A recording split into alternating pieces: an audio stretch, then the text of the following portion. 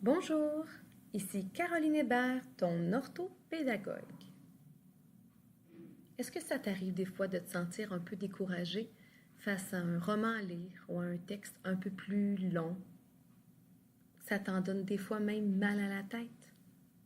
Ne te décourage pas, je suis là et je viens à ta rescousse en te présentant une nouvelle stratégie de lecture, celle de comprendre la structure du texte. Quand je parle de structure du texte, moi, ça me fait penser à une maison, comment elle est bâtie. Un texte, c'est pareil, il est bâti de différentes façons. Pour moi, je vais aussi dire des fois que c'est le squelette de mon texte, chacune de ses parties. Tout d'abord, il existe les textes courants. Les textes courants, ce sont ceux qui nous informent, qui nous renseignent sur différents sujets. Par exemple, ici, on a la structure descriptive qui va nous renseigner sur un sujet en particulier. Il y a aussi le texte comparatif où on va comparer deux sujets entre eux.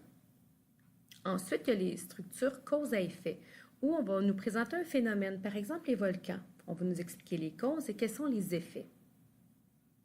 Finalement, on peut y retrouver aussi des expériences, des recettes. Ce sont aussi des textes courants. Vient ensuite les textes narratifs. Ça peut être un conte, une légende, un texte fantastique, imaginaire ou un récit d'aventure. C'est quoi le but des textes narratifs? Bien, c'est tout simplement de te raconter une histoire.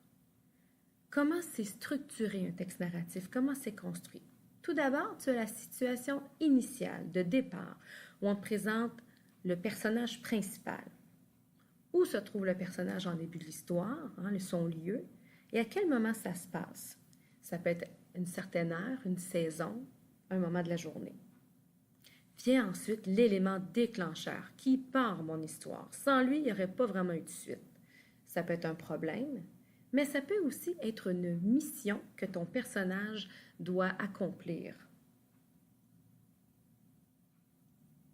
Pour accomplir sa mission ou régler son problème, ton personnage devra subir des péripéties, ce qui veut dire trouver des actions, faire des tentatives afin soit de résoudre son problème ou accomplir sa mission. Ça peut être un combat, une quête.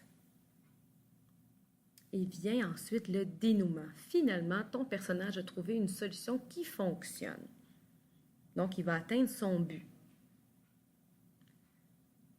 Finalement, nous retrouvons la situation finale. Ça met un stop à ton histoire. C'est un peu comme le soleil couchant, la dernière image de ton film.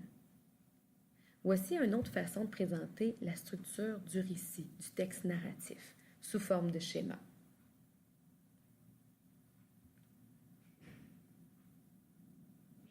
C'est important que tu comprennes que tout au long de ta lecture d'un texte narratif, tu devras te mettre dans la peau de tes personnages afin de ressortir les émotions qu'ils ressentent. Ça va rendre ton texte beaucoup plus intéressant, mais ta compréhension va être vraiment meilleure aussi. Alors, je te dis bravo. Tu as acquis une nouvelle stratégie de lecture et ça va faire de toi un lecteur beaucoup plus efficace. Bonne chance!